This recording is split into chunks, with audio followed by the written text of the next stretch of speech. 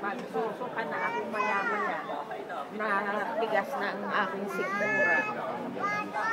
Madami yung usok sa bahay? Madami yung usok nanay sa bahay niyo? Oo. Ako, hindi kami makahinga. Ayan. Ang nasunog yung sinusundan.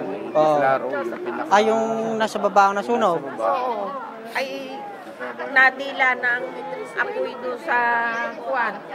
Buti hindi. Bintana. Eskalera. Nandun ako sa loob. Naroon kami sa loob. Nakulong kami. 2 bata. At Sa kwarto? yung anak ko. Sa kwarto.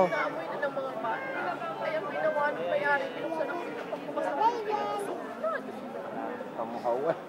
Kahira. Kawawa may mga bata pa. Hindi, hagip na rin mga usok ng mga are. Walang lalaki doon kanina? Ay wala. Wala. Puro nasa trabaho. Trabaho. Ang ama niyan at saka itong asawa ng anak ko. Oh. Ay, sabi ko huwag buksan at apoy na. Dadami yon kung binuksan. Oo. Papasok ang apoy. Mabuti at survive. Ito ako tuktok na ako'y nahingi na sa klulo.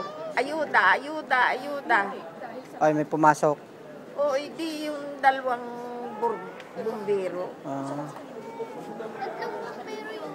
Pero bukas ang pinto. Ay, ikaw nini, maraming anong naramdaman mo nini? Naku, ang sama ng... Iyakan mga bata. Bukas gaw pito nung kayo umalis. Hindi ko na maintindihan at Hindi, pero hindi naman siguro hagip yung bahay nila. Oo, hindi nga usok nga lang baba. ano. usok ang pumasok.